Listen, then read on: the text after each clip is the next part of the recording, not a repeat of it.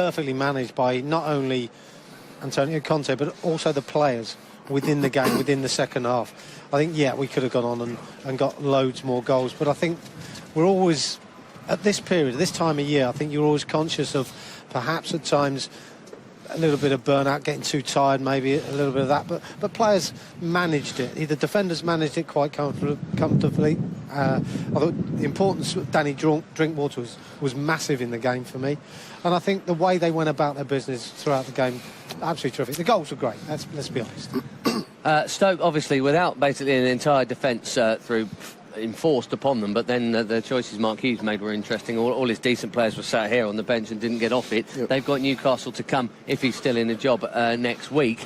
Now, what I would like to talk about first is the start, Jason, because the only way these games can go wrong is if maybe you are a bit sloppy. And we saw that Brighton, for instance, it was 0-0 at half-time. You're thinking, you get wired into them early, it'll be OK. But right from the off, 4th minute, 9th minute, and you kept pointing out, Alonso was up there as centre-forward, basically, with Morata. It was 5 up top against 6 at the back. Yes, it was. Yes, it was. And you're right, we didn't lay a glove on Brighton first half, and I was disappointed in our performance. Second half, the manager said what he had to say. We got the early goal, and then after that, it was a formality. This was from the off today, wasn't it? It was from the off today, and I think of late we're guilty of not starting games on the front foot. I thought Everton actually we started really brightly. I thought the first 15-20 minutes, Hazard and Willian and Pedro were having lots of touches and causing them a number of problems. Couldn't quite get the goal to take all 3 points, but there were games. The Newcastle I can think of straight away. West Ham, another one where we didn't start sharp, and we could have come unstuck against Newcastle. They really did start the game well. Listen, the players we've got, if we start on that front foot and we get our noses in front, we're a very, very difficult side to try and peg back, as today proved. And Clive, what was that with? I mean, Alonso was up there. Pedro had sort of gone left wing. Alonso was in there with Morata, wasn't he? As a secondary target for all the cross. It was genuinely 5 up top for about half an hour. It was. I mean, but for me, the pattern started, as you say at the beginning, Ben, about the kick-off. We had the ball. We kicked off with the ball. They didn't get a touch, and all of a sudden, we have got 5 players in advanced positions, and they just sat so deep. It was absolutely, almost went into a back 6 from kick-off. Not almost, it really was. Well, but the fact that they were showing their hand, they showed their hand with the manager's choice of players. They showed their hand in the first 2 or 3 minutes. You could feel that as a player. You're in possession of the ball from the kick-off. You could feel it. Where are they? They're over there. They're not engaging with us at all. They're not giving us a problem. So you can understand the mentality of Stoke City today was about the team that they selected, but how the performance went. If you put in youngsters or put in players who haven't had a game recently, you expect a bit of fire, a bit of something, a bit of guts and determination, if nothing else. Didn't see any of that throughout the first, 15-20 minutes. By then, game's over. Yeah, towering header from Rudiger, but the youngster got nowhere near him. Great goal from Danny Drinkwater. Big shout, I think, for me anyway. A man of the match, Danny, today. Maybe Willian, maybe him. You can vote below. But he played really well, didn't he, Danny? Danny did play well. Good range. Forget the brilliant goal. I just mean in terms of the midfield work that he's in there to do first and put the day job, if you like. And we've discussed at length, really, on this particular programme about that midfield 2 or the 3. When you got Fabregas, and we're going to talk about Arsenal, I'm guessing, coming up, who do you play and what formation. I think Danny has put himself right in the picture to say, you know what, if it's me or Bakayoko, and you're not looking for the extra height, because some games you can, I mean, some games you need it. I think he put Arsenal himself isn't one of them. No, I think he's put himself in a great position, and him and N'Golo know one another very, very well. If you are going to play the 3, personally, I'd go to Arsenal and I'd play the 3. I'd go N'Golo Kante, Fabregas and Drinkwater. He is the first Englishman to score for Chelsea since John Terry against Watford here in May. How about that? Yeah, well, Gary hasn't got one this season after all those goals in the last couple of years. Gary, we'll have to give him some grief if we speak to him today. So, yeah, and not actually the first good goal that Danny has scored at the Shed End. He scored a belter there for Leicester when they were champions here at the final game of the season before last. And the boss is with us. Well done, boss. Congratulations. It's going to be a happy new year. Well done. That looked very easy in the end. Happy days. Yeah, happy days. Happy days. I think we started the game very well with a great desire to score early, because in this type of game it's very important to score early. Otherwise, you risk it being like Brighton, for instance. Brighton on the first half against Everton for the whole game to push, but we weren't able to score, and the game finished with a draw. No, I think that today we scored early, but the attitude, the behaviors was very aggressive from the start. Yeah, a good game. I'm very happy for my players. Danny Drinkwater and N'Golo Kante played together. Of course, we know what they did 2 seasons ago when they won the title. How did you feel their game went together? Yeah, and for me, and I spoke with Danny, and for many reasons, and we waited 5 months to see That's right, yeah. the same couple of players, and they played and they won the title with the Leicester. Yeah, I think that this another option is a good option, and when we decide to play with the two players, I tried to explore to see the different options. Baka with Cesc, Baka, N'Golo, Drinkwater with Kante today. Yeah, when we decide to play with the 2 midfielders, I think to see again this couple of players, it was good, it was positive, and now Danny has to continue to work to improve his form. How surprised were you with the Stoke City team lineup at the beginning of the game when you saw the team sheet and you see so many players, regular players, being left out? How surprised were you that they did that today? Yeah, but you can be surprised, but not at all, because Stoke City has to play another game in 2 days against Newcastle, and then they played 3 days ago. It was the same for us. When you play a lot of games in few days, it's very important to rotate and to find different solution. But today, for example, and Hazard rested, and you know very well the importance of this player. Fabregas rested today. Bakayoko, if you compare the previous game, also Baka rested, and yeah, I think it's important to make the best rotation, but you have to pay great attention to lose the balance of your team. And I think that in this period we show that despite a lot of rotation, we are not losing our balance. So they're all fit and ready to go and win at the Emirates on Wednesday. So good luck with that. Yes. Thank you very much. Happy New Year. All those options. Happy New Year. Happy New Year. Thank you. So yes, Fabregas didn't get a game. Hazard didn't get a game. Kante came off early. Morata came off early. Everyone's ready. Happy days. As Antonio said, we've introduced him to a new phrase in English now.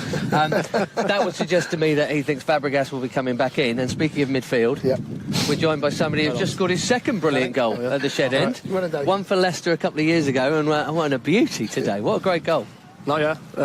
Same end, wasn't it? Yeah. Not happy with the strike. Kind of had a good feeling as soon as I left my foot, to be honest. Just sat there nicely, didn't it? It sounded quite nice. We're all thinking, go on. Yeah, a little dipper. No, it was good. I enjoyed it, especially as soon as it hit the back of the net. You know, you kind of, emotions take over, you get excited and stuff, so now I'm chuffed.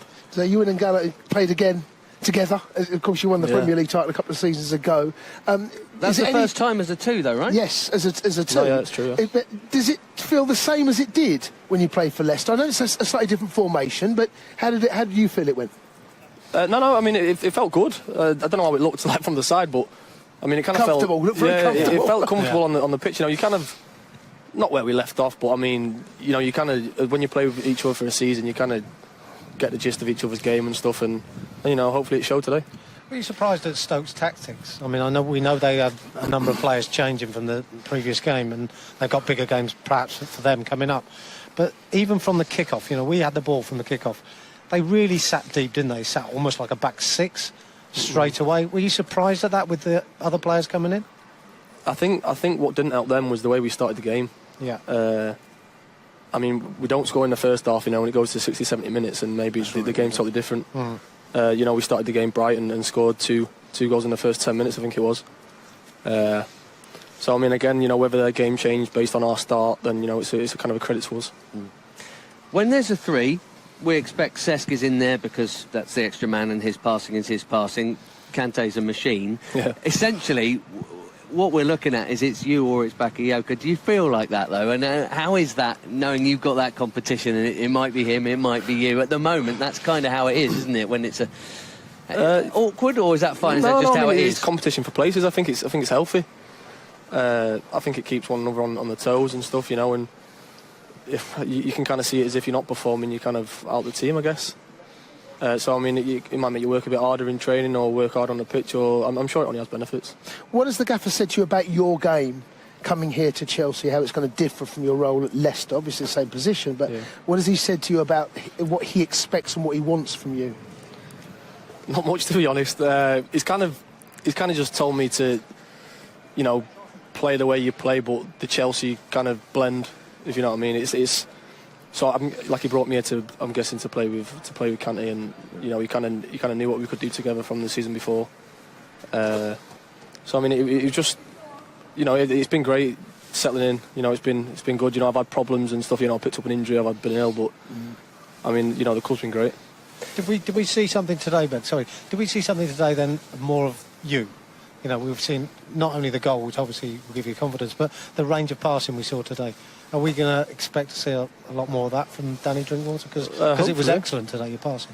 Yeah, thank you. Cheers. You're welcome. No. I mean, hopefully that's my kind of game. You know, I like kind of getting the ball and spreading it wide and putting it into pockets and stuff. But again, you know, playing for Chelsea is going to be different than playing for Leicester. You've got a lot more on the ball, and you know, patience is massive. You can't just keep launching a ball forward and hope something's going to happen. So again, it's taking a mixture, maybe getting it right where you can go and where you have to slow it down, and I guess that's what the gaffer's looking for.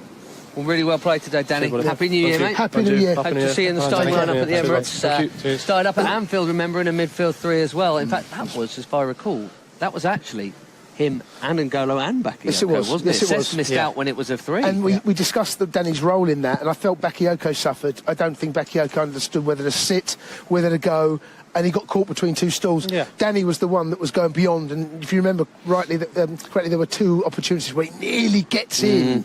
Yeah. You know, I think N'Golo may have played one of those passes into him, so he nearly... But I think, you know, just asking the question about his passing is right. We saw, I thought, Danny Drinkwater at his best today. For sure. We may not have seen enough of him to give him the credit that he actually deserves. Because the range of passing, you could put it on the style of Cesc Fabregas to a point. Maybe there's more to come from Danny, you know, from that passing ability that he's got. No, I know what you mean. Didn't want to say it too much with him here because it's embarrassing, but I thought he played absolutely brilliant today. And I would have him 100%. I'd have him in the lineup over Bakayoko for next game. If you're talking without any question, moving forward to the next game, we know what we're going to get against Arsenal. Ball retention is going to be crucial against Arsenal, and Bakayoko at the moment, that's a part of his game he needs to work on. And Danny's up to speed, he's up to fitness. I think he's done himself the power of strength here today, and if we do go the 5-man midfield and he doesn't start, I think he can consider himself a little bit unlucky. Let's talk about the wide men. I thought Pedro a little off today. Might have scored a couple quite easily, but Willian, these 2 have been tending to miss out when it goes 3-5-2. They will miss out. Do you think they will miss out Arsenal then? You think he'll go with the 3? If I was to pick the team, they would miss out. Yeah, I'd go Hazard and Morata. We know what we're going to get from Arsenal, but we also know that 5-man midfield, if it's got the blend of Hazard, Kante and another, it's got a little bit of everything, and I think you can break them up. I think you can set up attacks, and with Hazard and Morata, that link-up play, that's the way that I would go. And the fullbacks as well. I mean, you know, you think about Alonso, you mentioned there, he was centre forward. Moses loves to get forward as well, and that because you play that narrow, the 5, it's going to be, and there's a narrow 2. You do need that extra width. But listen, I'm stuck here. That's why he's paid the money to make those big decisions. But I think you'll find that I'm not sure Willian or Pedro will start, not even both of them, to be honest.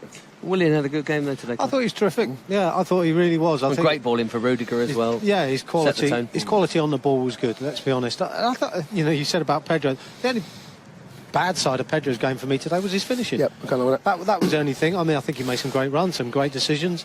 His passing, his energy is great. He just had that couple of glaring opportunities where you thought maybe if he'd got those on target even, would have been a good all-round game. And the reason for we're him. saying this is because his finishing is so good. Yeah, absolutely, that with both feet. You're surprised, actually, that he That's hasn't right, made more of that's them. right, and I think that's the reason why you think, well, perhaps Pedro was slightly off the game today, but I actually don't think he was. I think just in front of goals, maybe not quite up to the quality that he usually brings to his game, but certainly Willian. And again, you play a slightly different formation again, aren't we? 3-4-3, and Willian and Pedro both come into that scenario, and that's when you expect to see those two exploiting what they can show us, because the ability is on the ball is absolutely terrific, but they need to do it every time they play. If they don't play on Wednesday against Arsenal, then it's not because they've had a bad game, it's because he wants to change the shape. So when they come back in again, they've got to do it again, and that's how it's working well for us at the moment. And that might be Norwich, or it might be Arsenal in the Cup. Who knows? But let's hear from Willian now. He's had another big game against Stoke, making goals today. He usually scores them home and away against them. Here he is. Willian, well done. You love playing against Stoke, don't you? Your 5th goal today, more than any other Premier League team. You must have had fun. Yeah, it was good. It was a really good game. We played well from the beginning. And yeah, I think we have to continue in the same way, keep winning. We have to care about us, not the other teams, and keep winning. That's what we want. So often in the last few games here at Stamford Bridge, we've had to be patient, but because the goal came so early today, it just made things so much easier for us, didn't it? Yeah, games become easy because we score, I think, 2 goals in 10 minutes. So, and then we have more possession, we control the game, and we score more goals. 5 goals for us today and 5 different goal scorers. That's always good, isn't it, to share the load around? Yeah, of course. The team play very well, and yeah, I think a lot of goals, free kicks, and the other one, I make the assist for Pedro, and the penalty, and the 5th goal was Acosta. So we have to continue the same way, to continue to work hard and to keep winning.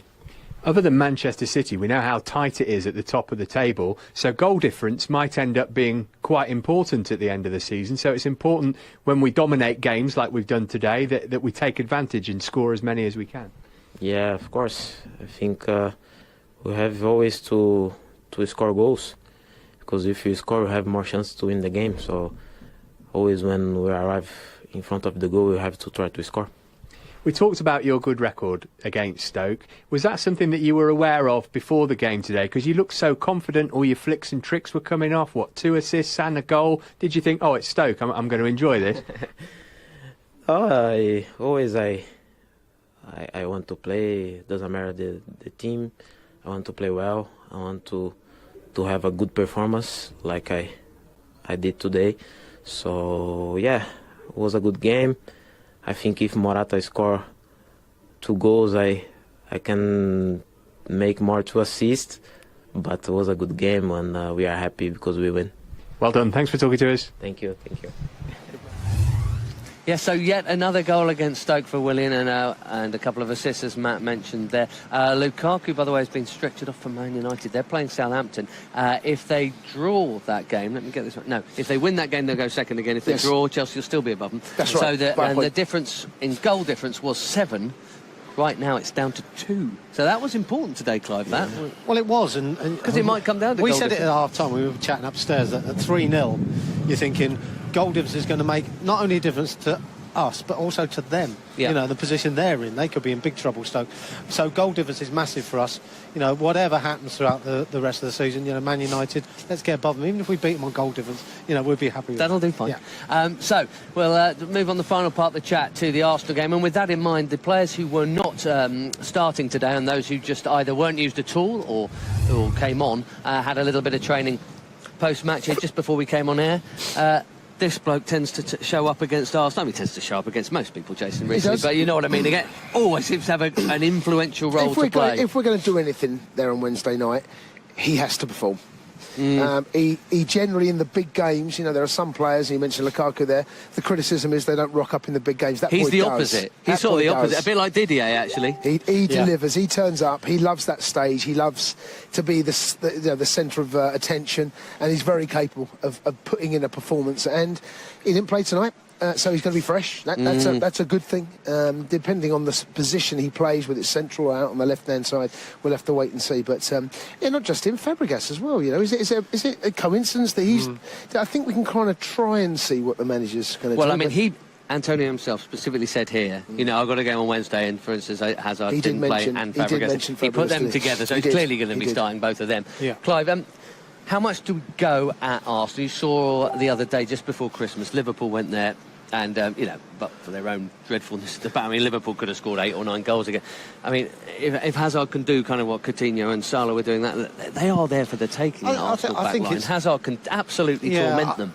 I think that it's always a big part for me of starting the way we started today.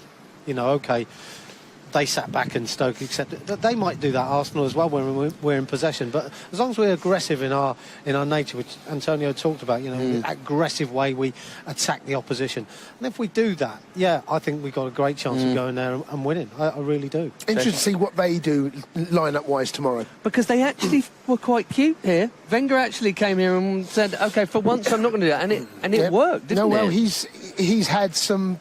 He's had more success with Chelsea under Antonio Conte than I think any other manager. Well, yes, pre Wayne Bridge, yes. Yeah, I can't think of it. You know, of any other. So, when you think of that, you know, that will be something that will go into both managers will be thinking about that, of course. But if we play to our maximum and say to Arsenal, we should have a brilliant game, and I'll fancy us always over Arsenal, and I can't wait to take them on in the League Cup as well. First of 3 games in exactly 3 weeks. Wednesday. Break Wednesday. Let's hope there's not an FA Cup replay in the middle of that. But I mean, does the league game have any bearing on the League Cup semi-final? Given the proximity of it, maybe it does. Do you know what I mean? If we go there and win comfortably Wednesday night, I'm not saying that's going to be easy, but if that did happen, you'd rather do that going into these semis than that could make a difference, right? Yeah, of course. I mean, because they then come here a week later. Win on Wednesday is the most important thing. You play the first game. Let's see what happens in that, and then we can analyse perhaps what's going to come up in the next game and the one after that as well. But I think it's just the focus that these guys are on at the moment is all about the next game. Where does the next 3 points come from, and where does the next win come from? Because that's so important to get some momentum, keep that momentum going. I mean, we've had them, you know, we're all looking at the Man City scenario and saying, well, you know, Man City may be too far for us to claw back.